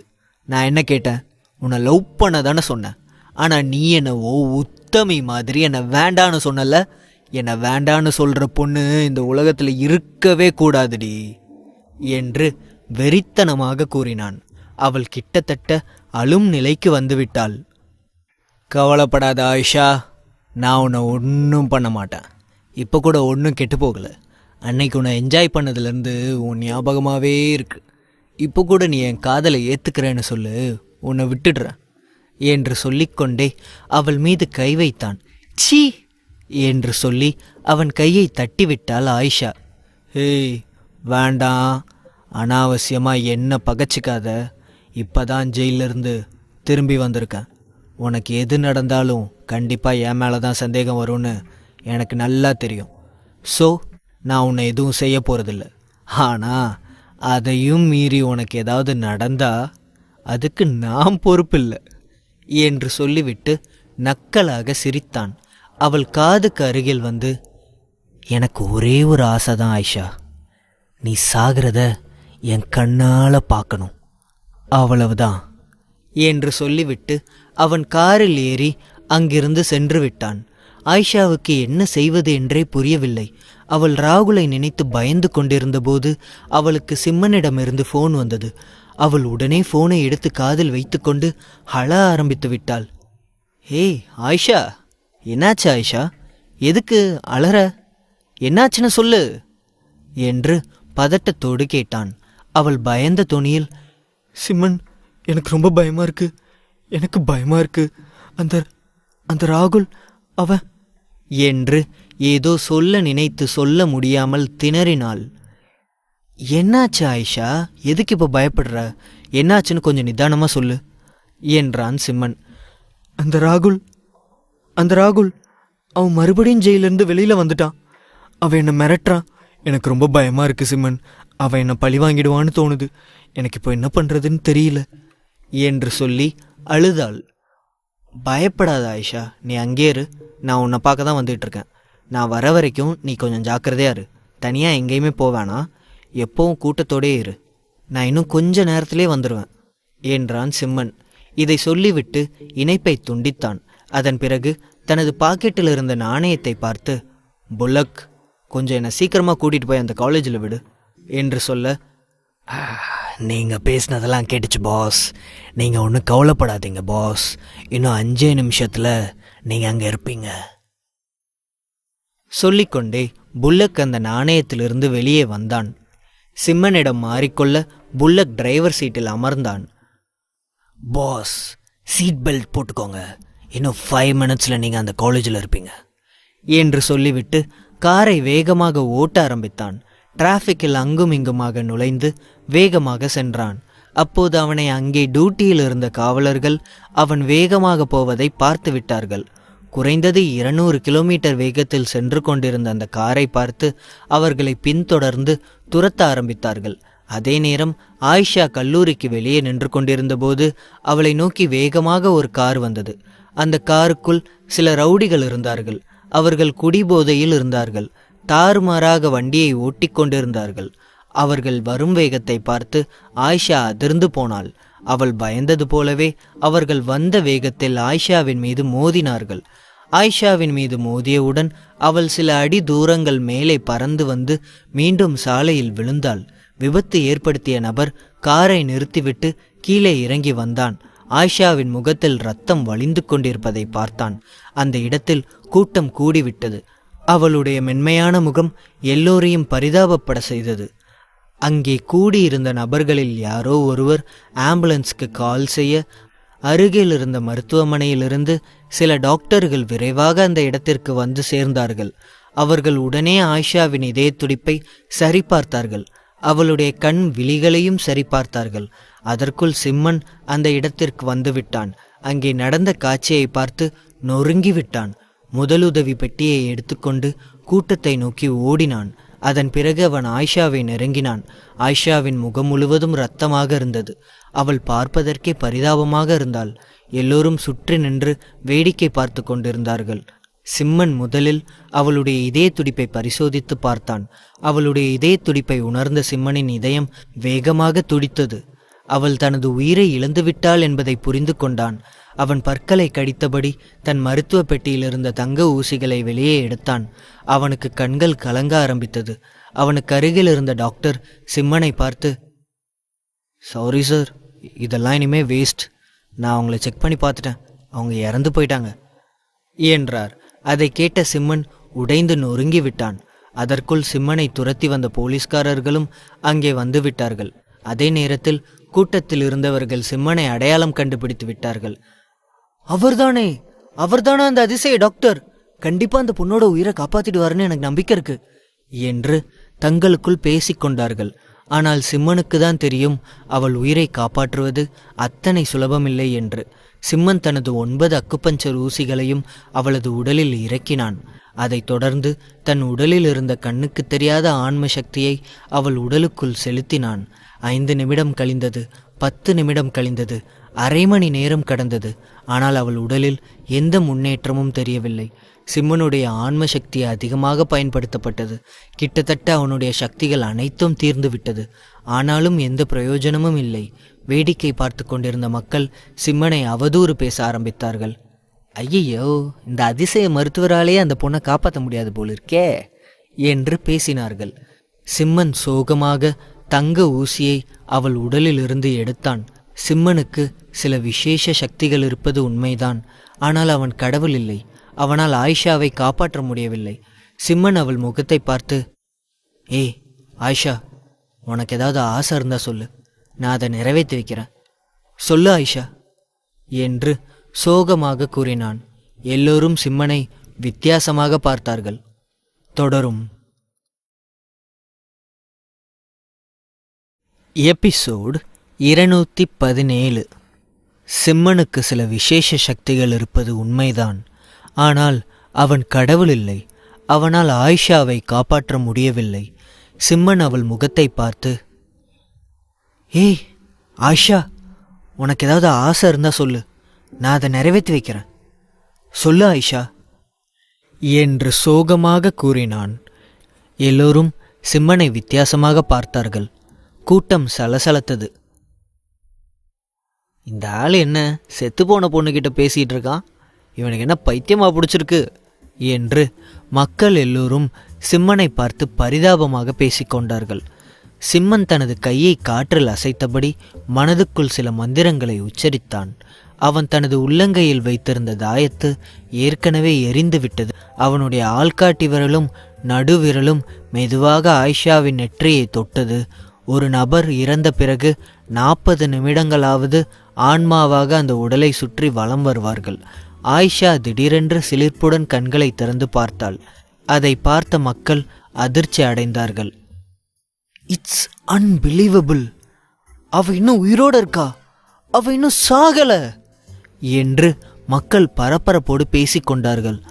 அவளை வேகமாக மோதிய அயோக்கியனுக்கு கூட ஒன்றுமே புரியவில்லை. திடீரென்று கூச்சலிட்டு பின்வாங்கினான். மணிக்கு 200 மைல் வேகத்தில் பயணித்து ஒரு கார் ஒருவரை தாக்கினால் அவர்களால் தப்பிக்கவே முடியாது. ஆனால் ஆயிஷா கண்களை திறந்தது எப்படி என்று அவர்களுக்கு புரியவில்லை. அவர்கள் தங்களை ஒருவருக்கொருவர் பார்த்து கொண்டார்கள். போலீஸ் அவர்களை கைது செய்து வைத்திருந்தது. சிம்மன் ஆயிஷாவை பார்த்து, ஆயிஷா, நான் வந்துட்டேன் ஆயிஷா, என்னை மன்னிச்சிரு, நான் வர்றதுக்கு கொஞ்சம் லேட் ஆயிடுச்சு, நான் சீக்கிரம் வந்திருந்தா இதெல்லாம் நடந்திருக்காதோ என்னவோ என்று அழுது கொண்டே ஆயிஷாவின் கைகளை பிடித்தான் சிம்மன். ஆயிஷா மெதுவாக தலையை அசைத்து எழுந்தாள். இதெல்லாம் என்னோட துரதிர்ஷ்டம், நான் அடிபடுறதுக்கு முன்னாடி உங்களை பார்க்கணுன்னு எவ்வளோ ஆசையாக காத்திருந்தேன் தெரியுமா என்று சொல்லி கொண்டிருக்க அவள் உடலிலிருந்து ரத்தம் வெளியேற ஆரம்பித்தது. அவளுக்கு அதிக நேரம் இல்லை என்பதை சிம்மன் அறிந்திருந்தான். அவள் கையை இறுக்கமாக பிடித்து மேலும் தன் உடலில் இருந்த பலத்தை அவளுக்கு செலுத்தினான். இதனால் சிம்மனும் மெல்ல மெல்ல வலுவிழக்க ஆரம்பித்தான். அதெல்லாம் பேச இப்போ நேரம் இல்லை ஆயிஷா, சொல்லு, உன்னோட கடைசி ஆசை என்ன? அதை நிறைவேற்ற நான் தயாராக இருக்கேன் என்றான் சிம்மன். அவள் ஆத்திரத்தோடு, என்னை இந்த நிலைமைக்கு ஆளாக்குன அந்த அயோக்கியனை சும்மா விடக்கூடாது. அவன் ஜெயிலிருந்து வெளியே வந்துட்டான். அவனுக்கு மறுபடியும் தண்டனை வாங்கி கொடுக்கணும், நிரந்தரமாக தண்டனை வாங்கி கொடுக்கணும். அவனை சும்மா விடாதீங்க சிம்மன், அவனை விடாதீங்க என்றாள். கண்டிப்பாக பண்ணுறான் ஆயிஷா, உன்னை கஷ்டப்படுத்தினவனை நான் நரகத்துக்கு அனுப்புவேன் என்றான் சிம்மன். அதற்குள் அவள் மீண்டும் கண்களை மூடிவிட்டாள். சிம்மன் ஒரு முறை வானத்தை பார்த்து கத்தினான். அங்கே கூடியிருந்த அனைவரும் கண் கலங்கி அழுதார்கள். உடனே சிம்மன் அவள் மீது காரை ஏற்றிய நபர்களை பிடித்து உலுக்கி, ஒழுங்கு மரியாதையா உண்மையை சொல்லிடு, இங்கே உன்னை அனுப்பி வச்சது யாரு? அந்த ராகுல் தானே? அவன் இப்போ எங்க இருக்கான் என்றான். அவன் கண்களில் இருந்த கொலைவெறியை பார்த்து அந்த கும்பல் அதிர்ச்சி அடைந்து விட்டது. சிம்மனின் ஆத்திரத்தை உணர்ந்த போலீஸ்காரர்கள், டாக்டர், நீங்கள் கொஞ்சம் அமைதியாக இருங்க, இவனுங்களை எங்ககிட்ட விடுங்க, நாங்கள் இவனுங்களை விசாரிக்கிற விதத்தில் விசாரித்து உண்மையை கண்டுபிடிக்கிறோம் என்றார். சிம்மன் அவனுடைய காலரை விட்டுவிட்டான். அதன் பிறகு சிம்மன் கிருஷ்ணாவுக்கு டயல் செய்தான். எனக்கு அந்த ராகுலை பற்றின முழு விவரங்களும் இம்மிடியேட்டாக தெரிஞ்சுக்கணும் என்றான். கவலைப்படாதீங்க பாஸ், இன்னும் 24 ஹவர்ஸ்க்குள்ளே நான் உங்களுக்கு டீட்டெயில்ஸ் கொடுத்துட்றேன் என்றான். கிருஷ்ணாவின் இணைப்பை துண்டித்து விட்டான். அப்போது திடீரென்று அவனது உடல் முழுவதும் பலவீனமானதை உணர ஆரம்பித்தான். அவனது பார்வை மங்கலாகி தரையில் விழுந்தான். அவன் உடலில் இருந்த அற்புதமான ஆற்றல் தீர்ந்து விட்டதால் சிம்மன் மயக்கம் அடைந்திருந்தான். அதன் பிறகு சிம்மன் மருத்துவமனைக்கு அழைத்து செல்லப்பட்டான். மெல்ல மெல்ல மீட்டெடுக்கப்பட்டான். வழக்கமாக அவன் தன்னுடைய சக்திகளை பயன்படுத்திய பிறகு மீண்டும் அதை ஒரே இரவில் மீட்டெடுத்து விடுவான். ஆனால் இந்த முறை அவனால் அவ்வளவு எளிதில் குணமாக முடியவில்லை. அவன் உடலுக்குள் ஒரு மர்மமான மாற்றம் ஏற்பட்டது. இந்த முறை சிம்மன் கண் விழிக்கும் போது அவனுடைய சக்தி 3வது நிலையை எட்டியிருந்தது. அவன் திடீரென்று கண்களை திறந்து எழுந்து அமர்ந்தான். அப்போது அவனுக்கு எதிரில் ஒரு சில நபர்கள் நின்று கொண்டிருந்தார்கள். அவர்கள் எல்லோரும் அழகிய பெண்கள். அவர்கள் வேறு யாரும் அல்ல, அனு, பூஜா, மேக்னா, காயத்ரி, சுகன்யாதான். அவர்கள் எல்லோரும் அங்கிருந்து வெளியேற மறுத்து விட்டார்கள். அவர்களை ஒன்றாக பார்த்த சிம்மனின் முகம் லேசாக மாறிவிட்டது. நீங்க எந்திரிச்சிட்டிங்களா சிம்மன், இப்ப எப்படி இருக்கீங்க என்ற 6 பெண்களும் ஒன்றாக கூறினார்கள். சிம்மன் நன்றாக இருக்கிறேன் என்பது போல தலையை அசைத்தான். அவனுடைய மனநிலை வெகுவாக மேம்பட்டு இருந்தது. தனக்கு எதிரில் நின்று கொண்டிருந்தவர்களை பார்த்து சிம்மன் உணர்ச்சி வசப்பட்டு நிம்மதி அடைந்தான். இருந்தாலும் உள்ளுக்குள் அவர்கள் எல்லோரையும் எப்படி சமாளிக்க வேண்டும் என்று புரியாமல் தவித்தான். அந்த பெண்கள் அனைவரும் ஒன்றாக ஒரே அறையில் அமைதியாக நின்று கொண்டிருந்தார்கள். கடவுள்தான் சிம்மனை காப்பாற்ற வேண்டும். உங்கள் 4 பேரையும் நான் ரொம்ப தொந்தரவு பண்ணிட்டேன், என்னை மன்னிச்சிருங்க. நான் நல்லா இருக்கேன், நீங்கள் எல்லாரும் வீட்டுக்கு போங்க, நான் அப்புறமா வந்து உங்களை பார்க்குறேன் என்றான். சித்ராவும் பூஜாவும் சற்று விலகி நின்றார்கள். இதற்கும் தங்களுக்கும் எந்த சம்பந்தமும் இல்லாதது போல அமைதியாக பின்வாங்கினார்கள். முதல்ல நீங்கள் சரியாகி வாங்க, அதுக்கப்புறம் உங்ககிட்ட பேசிக்கிறோம் என்று அந்த பெண்கள் அனைவரும் ஒன்றாக கூறினார்கள். சிம்மனுக்கு தூக்கி வாரி போட்டது. சிறிது நேரத்தில் அனைவரும் அந்த அறையிலிருந்து வெளியேறினார்கள். அவர்கள் சென்ற கொஞ்ச நேரத்திலேயே கிருஷ்ணா உள்ளே நுழைந்தான். ஹலோ பாஸ், இப்போ எப்படி இருக்கீங்க என்று கேட்க, நான் நல்லா தான் இருக்கேன். அது சரி, உன்னோட இன்வெஸ்டிகேஷன் எப்படி போகுது என்றான் சிம்மன். எஸ், இந்தாங்க ரிப்போர்ட் என்று சொல்லி அவன் கொண்டு வந்த டீட்டெயில்ஸ் அடங்கிய ஃபைலை அவனிடம் கொடுத்தான். பாஸ், அவனை கொல்லணும்னா சொல்லுங்க, இருந்த இடம் தெரியாமல் அவனை சாகடிச்சிடுறேன். அவன் இந்த ஹாஸ்பிட்டலில் தான் இருக்கான். அதுவும் அவன் உடம்புக்கு ஏதோ பிரச்சனைன்னு போய் சொல்லிட்டு வந்து இங்கே சொகுசாக இருக்கான் என்றான். வேண்டாம் கிருஷ்ணா, நீ அவனை அவசரப்பட்டு எதுவும் பண்ணிடாத. அவனை கொல்ல என்கிட்ட வேற ஒரு வழி இருக்கு. அவனை யாரும் கொன்ன மாதிரி இருக்கவே கூடாது என்றான் சிம்மன். அப்படின்னா இப்போ நான் என்ன செய்யணும் பாஸ்? என் கையை கட்டி போட்டுட்டீங்களே பாஸ், எனக்கு அந்த ராஸ்கல் மேலே ஆத்திரமே வருது. இப்போவே அவனை கொல்லணும் போல வெறி வருது என்று சொல்ல, நீ ஒரே ஒரு ஹெல்ப் மட்டும் பண்ணு கிருஷ்ணா, அதையும் இப்போவே செய் என்றான் சிம்மன். சொல்லுங்க பாஸ், அதுக்கு தானே காத்திருக்கேன், என்னன்னு மட்டும் சொல்லுங்க, கையை வெட்டிட்டு வாடானா தலையோட வர என்று ஆர்வத்தோடு கேட்டான். அதெல்லாம் ஒன்றும் வேண்டாம் கிருஷ்ணா, எனக்கு அந்த ராகுலோட ரத்தமோ இல்லைன்னா தலைமுடியோ ஏதாவது கிடைச்சா கொண்டு வா என்றான் சிம்மன். சரி, அவ்வளோதானே, அவனோட 800 மில்லிலிட்டர் ரத்தத்தையும் நான் உங்களுக்கு கொண்டு வந்து தரேன். சரி, அவ்வளோதானே, அவனோட 800 மில்லிலிட்டர் ரத்தத்தையும் நான் உங்களுக்கு கொண்டு வந்து தரேன், போதுமா என்றான் கிருஷ்ணா. தொடரும். எபிசோடு 218. எனக்கு அந்த ராகுலோட ரத்தமோ இல்லைனா தலைமுடியோ ஏதாவது கிடைச்சா கொண்டு வா என்றான் சிம்மன். சரி, அவ்வளவுதானே, அவன் உடம்புலேருந்து 800 மில்லிலிட்டர் ரத்தத்தையும் நான் உங்களுக்கே கொண்டு வந்து தரேன், போதுமா என்றான் கிருஷ்ணா. அவ்வளோவெல்லாம் தேவையில்ல கிருஷ்ணா, ஒரு துளி போதும். அவன் ஆரோக்கியமாக இருக்கணும்னு நான் விரும்புகிறேன் என்றான் சிம்மன். என்ன பாஸ், நீங்கள் அவனை கொல்லவும் கூடாதுன்னு சொல்கிறீங்க. சரி, ரத்தத்தை எடுத்துக்கிட்டு அவனை அப்படியே உயிரோட மட்டும் விட்டு வைக்கலான்னு பார்த்தா அதுக்கும் நோ சொல்கிறீங்களே. என் கையை கட்டி போட்டுட்டீங்களே பாஸ். சரி விடுங்க, நீங்கள் சொன்னதை செஞ்சிடுறேன் என்று சொல்லிக்கொண்டே திரும்ப, அப்புறம் ஒரு முக்கியமான விஷயம் சொல்ல மறந்துட்டேன் கிருஷ்ணா, நீ ரத்தம் எடுக்கிற விஷயம் அவனுக்கு தெரியக்கூடாது என்றான். தெரியக்கூடாதா என்று சொல்லிக்கொண்டே சிறிது நேரம் தயங்கினான். அதன் பிறகு அவன் அங்கிருந்து சென்று விட்டான். சிறிது நேரத்திற்கு பிறகு கிருஷ்ணா மீண்டும் திரும்பி வந்தான். அவன் கையில் ஒரு சிறிய டெஸ்ட் டியூப் இருந்தது. அதற்குள் ரத்தம் இருந்தது. இந்தாங்க பாஸ், நீங்கள் கேட்ட ரத்தம் என்றான். அதை பார்த்த சிம்மன் வியப்போடு, வாட், அதுக்குள்ளே கொண்டு வந்துட்டியா, எப்படி கிருஷ்ணா என்றான். அது ரொம்ப சிம்பிள் பாஸ், அவன் வெளியில் இருந்தால் தானே கஷ்டம். அவன் இப்போ ஹாஸ்பிட்டலில் தானே இருக்கான். ஸோ ஒரு நர்ஸை கரெக்ட் பண்ணி ஏதோ ஒரு டெஸ்ட்டுக்கு தேவைப்படுது அது இதுன்னு ஒரு பிட்டை போட்டு கொண்டு வந்துட்டேன் பாஸ் என்றான் கிருஷ்ணா. சிம்மனுக்கு கிருஷ்ணாவை நினைக்கும்போது மிகவும் பெருமையாக இருந்தது. எந்த வேலையை கொடுத்தாலும் அதை மிகவும் நேர்த்தியாக செய்து முடிப்பான். செம்மொழி பற்றிய ரகசியம் கிருஷ்ணாவுக்கும் அவனுடைய சகோதரர்களுக்கும் மட்டும்தான் தெரியும். அவனிடம் மறைக்க எதுவும் இல்லை. எதுக்கு பாஸ் இந்த ரத்தம், இதை வச்சு என்ன பண்ண போறீங்க என்றான் கிருஷ்ணா. கொஞ்சம் பொறுத்திருந்து பாரு என்று சொல்லிவிட்டு, புலக் வெளியில வா என்று அழைத்தான். அப்போது அவனது வலது கையில் இருந்த செப்பு நாணயம் ஜொலிக்க ஆரம்பித்தது. அதிலிருந்து ஒரு கருப்பு நிற பந்து உருவம் வெளிப்பட்டது. அது புல்லக்கின் வெளிப்படையான உருவம். அது சிம்மனுக்கு எதிரில் தோன்றியது. புல்லக் ஆச்சரியத்துடன் சுற்றும் முற்றும் பார்த்தான். வெள்ளை நிற சுவர்களும் வெள்ளை நிற படுக்கைகளும் மட்டுமே இருந்தன. இப்போது அவன் மருத்துவமனையில் இருப்பதை உணர்ந்தான். அதே நேரம் புல்லக்கை பார்த்த கிருஷ்ணாவின் உடல் அதிர்ச்சியில் உறைந்து விட்டது. பாஸ், என்ன பாஸ் இதெல்லாம் என்றான். பயப்படாத கிருஷ்ணா, அவன் நமக்கு உதவியா இருப்பான், அவன் நம்மளோட ஆள் தான் என்றான். வாட், ஒரு பேய் நமக்கு சப்போர்ட்டா இருக்குதா என்றான் கிருஷ்ணா. ஆமாம் கிருஷ்ணா, அவன் உயிரோடு இருக்கும்போது மக்களுக்காக நிறைய சேவை செஞ்சுருக்கான். இப்போவும் அவன் மற்றவங்களை பாதுகாக்க தான் நினைக்கிறான். கண்டிப்பாக அவன் நமக்கு உதவியாக தான் இருப்பான் என்றான் சிம்மன். எதிர்பாராத அவனுடைய திடீர் தோற்றம் கிருஷ்ணாவை திடுக்கிட வைத்தது. ஆமாம், பல பேரை கொண்டுட்டு இப்போ நல்லவன் மாதிரி பேசினா சரியாயிடுமா என்றான் கிருஷ்ணா. அவனுடைய அலட்சியமான பதில் புல்லக்கை கோபப்படுத்தியது. பொதுவாக கெட்டவர்களை பார்த்தால் நல்ல ஆன்மாக்கள் கோபப்படும் என்பது விதி. ஆனால் பல தசாப்தங்களாக பாதாள உலகத்தில் வாழ்ந்து வரும் புல்லக்கால் மட்டுமே அந்த ராகுலை நெருங்க முடியும். சாதாரண பேய்களால் அவனை நெருங்க முடியாது. அந்த அளவுக்கு அவனுடைய அப்பா அவனை சுற்றி பாதுகாப்பு ஏற்பாடுகள் செய்து வைத்திருந்தார்.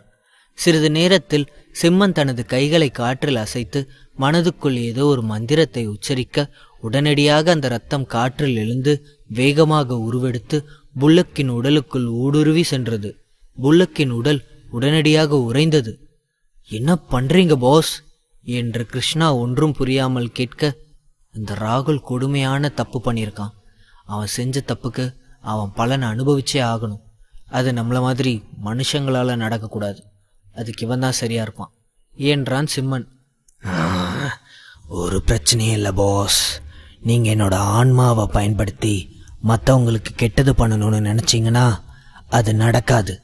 ஆனால் இந்த இடியட் ராகுலை பற்றி நீங்கள் ஃபோனில் பேசினதை கேட்டேன்.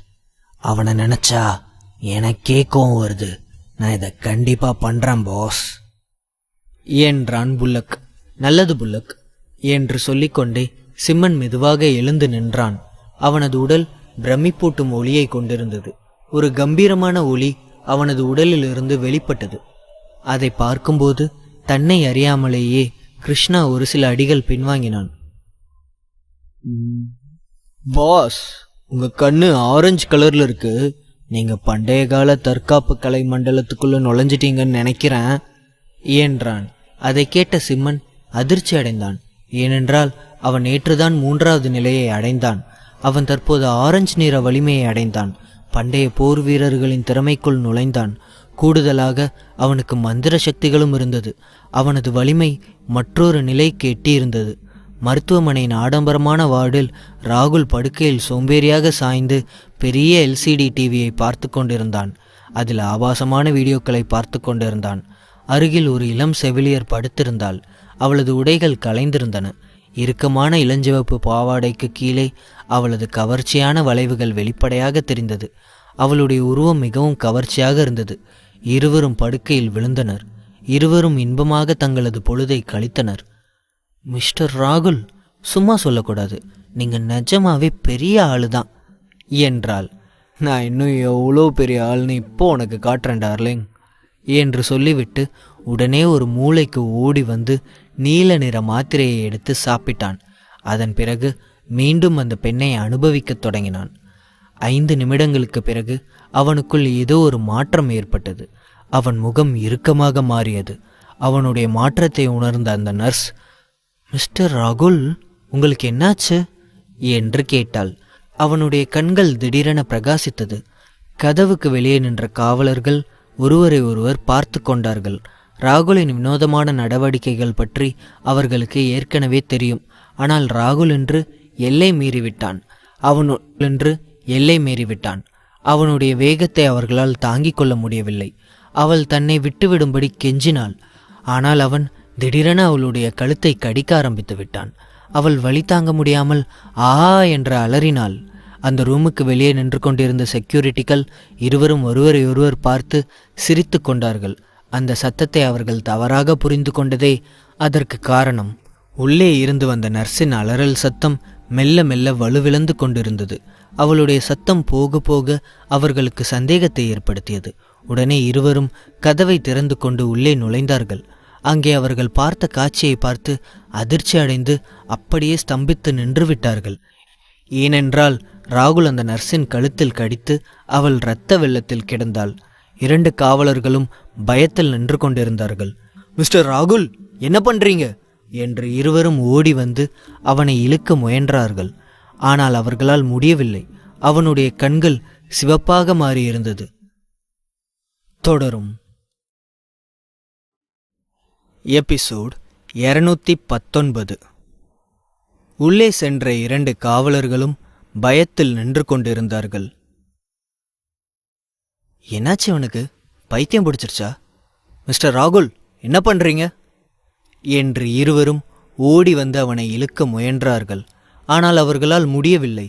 அவனுடைய கண்கள் சிவப்பாக மாறியிருந்தது. மறுகணமே அவன் அந்த காவலர்களில் ஒருவரின் மீது பாய்ந்து அவனுடைய காதை கடித்தான். அந்த காவலாளி வலி தாங்க முடியாமல் அலறினான். யாரையாவது சீக்கிரம் கூப்பிடு என்று இன்னொரு செக்யூரிட்டியை பார்த்து கத்தினான்.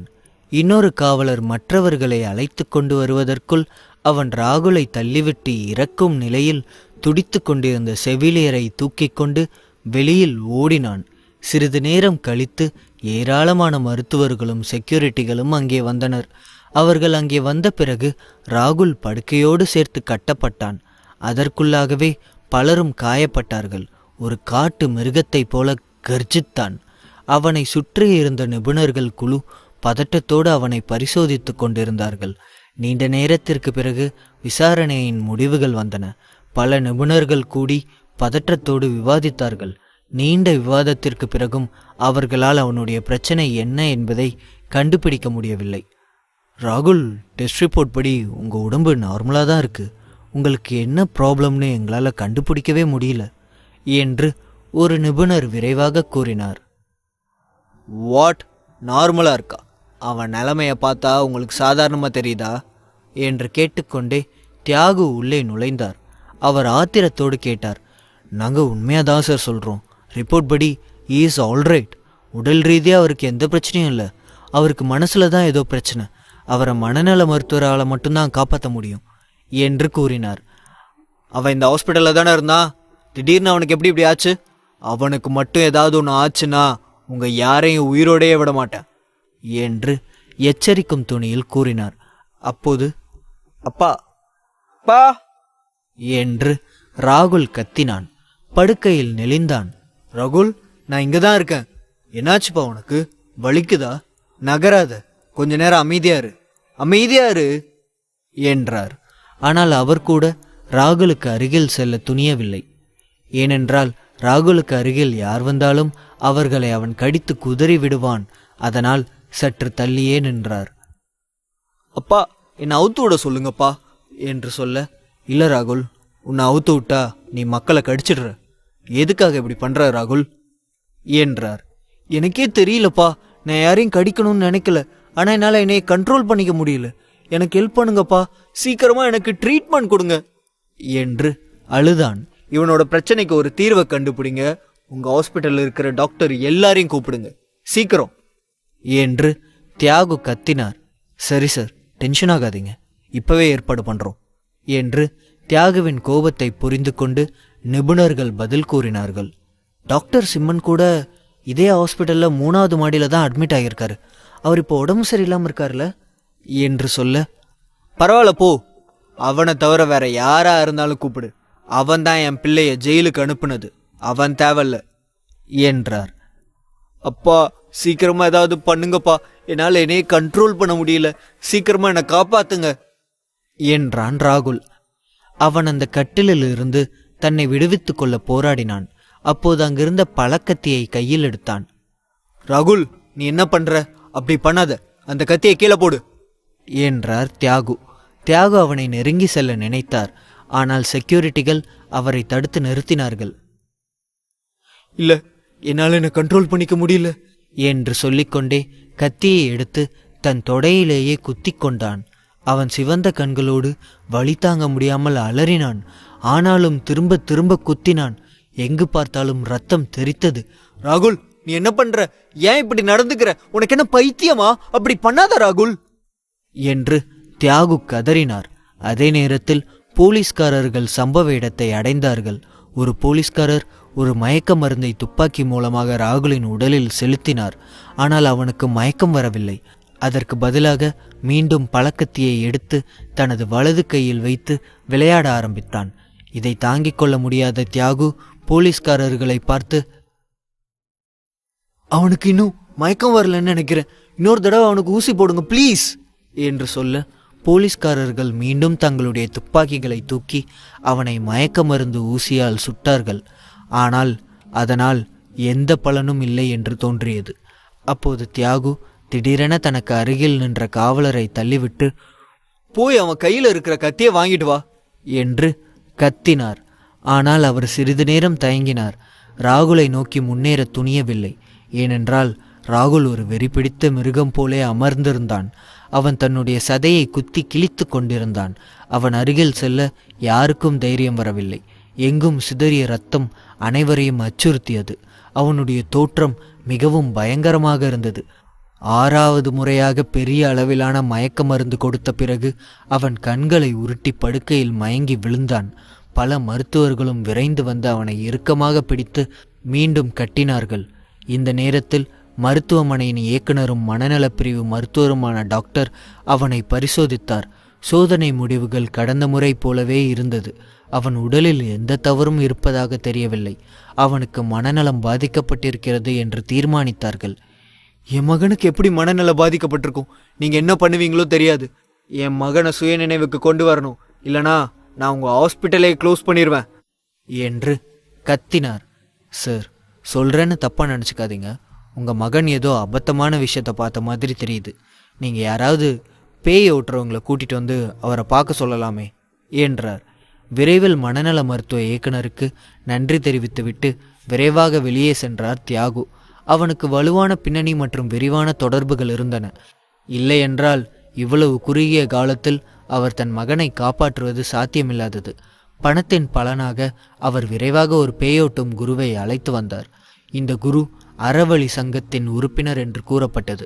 அவர் மிகவும் சக்தி வாய்ந்தவர் மற்றும் சாதாரண ஏமாற்றுக்காரர்களோடு ஒப்பிட முடியாத அளவுக்கு திறமையானவர். அவர் மருத்துவமனைக்கு வந்தார். அவர் தனது சக்திகளை கொண்டு அவனிடம் ஏதோ தவறு இருப்பதை கண்டுபிடித்தார். அவனுக்கு பேய் பிடித்திருப்பது போல் தெரிந்தது. அவன் உடலில் 2 ஆன்மாக்கள் இருந்தன. விசித்திரமான விஷயம் என்னவென்றால் அவன் உடலில் ஒரே ஒரு ஆன்மா மட்டும் இருப்பதாகத்தான் காட்டியது. குருவே, என் பையனுக்கு இப்போ எப்படி இருக்கு என்று பதட்டத்தோடு கேட்க குரு தீவிரமாக பார்த்தார். சிறிது நேரம் யோசித்துவிட்டு, அவனுக்கு பேய் பிடிச்சிருக்கு. ஆனால் இப்படி ஒரு வினோதமான விஷயத்தை பார்க்கறது எனக்கு இதுவே முதல் தடவை.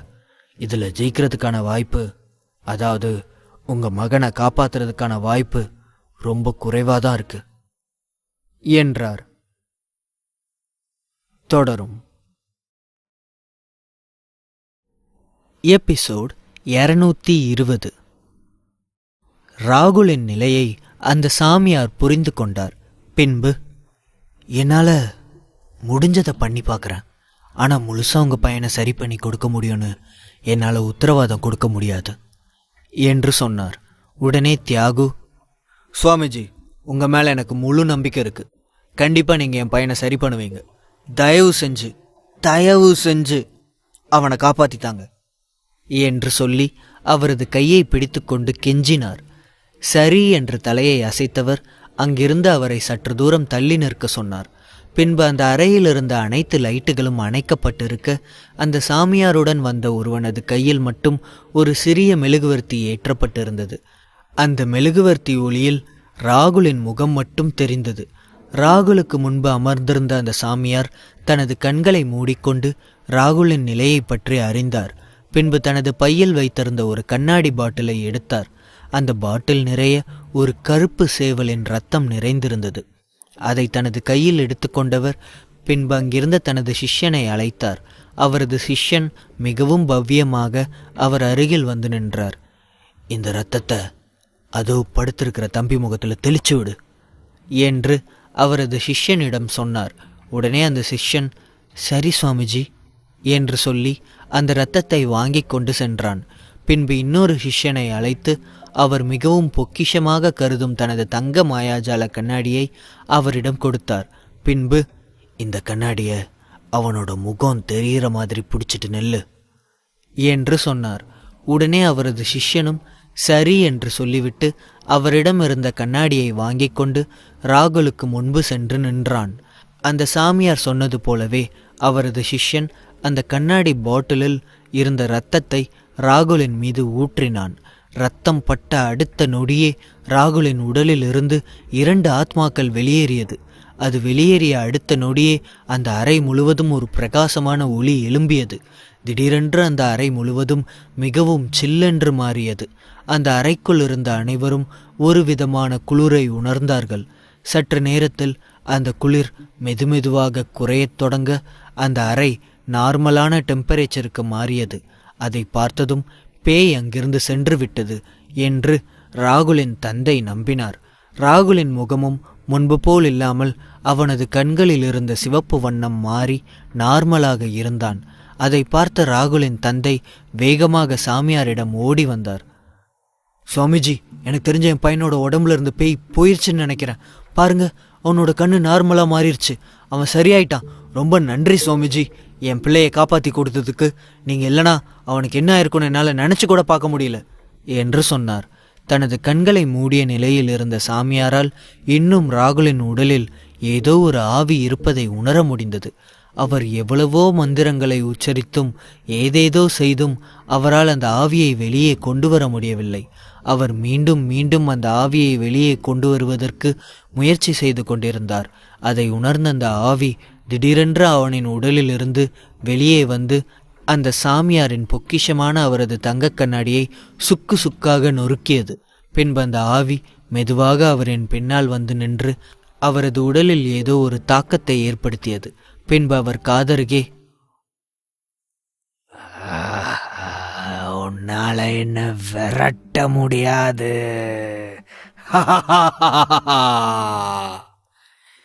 என்று சத்தமாக சொல்லி கொடூரமாக சிரித்தது. அந்த கண்ணாடி உடைந்ததுமே அதிர்ந்து போயிருந்த சாமியார் அந்த ஆவியின் குரலை கேட்டு இன்னும் அதிர்ந்து போனார். இதற்கு மேல் அந்த அறையில் அவர் இருந்தால் அவருடைய உயிருக்கே ஆபத்து என்று நினைத்தவர் வேகமாக எழுந்து நின்று ராகுலின் தந்தையை பார்த்தார். இங்க பாருங்க, உங்க பையனோட உடம்புல இருக்கிற ஆவி சாதாரணமான ஆவி இல்லை. அந்த ஆவியை என்னால் எதுவும் பண்ண முடியல. பார்த்தீங்களா, இந்த கண்ணாடி ரொம்ப சக்தி வாய்ந்த கண்ணாடி. இதை எந்த ஒரு சாதாரண ஆவியினாலும் அவ்வளோ சீக்கிரம் உடைக்க முடியாது. உங்கள் கண்ணு முன்னால் இதுவே சுக்கு சுக்கா உடஞ்சிருச்சு. இதுக்கு மேலே எதுவும் பண்ண முடியாது. தயவு செஞ்சு நீங்கள் வேற யாராவது ஆளை பார்த்துக்கோங்க என்று சொல்லிவிட்டு அலறி அடித்து கொண்டு அங்கிருந்து கிளம்பினார். தனது மகன் நார்மலாகிவிட்டான் என்று நினைத்து கொண்டிருந்த தியாகு சாமியார் சொன்னதை கேட்டதும் குழப்பமானார். இவருக்கு என்னாச்சு? அவன் நல்லா தானே இருக்கான். இவரே அப்படி சொல்லிட்டு போறாரு என்று நினைத்தார்.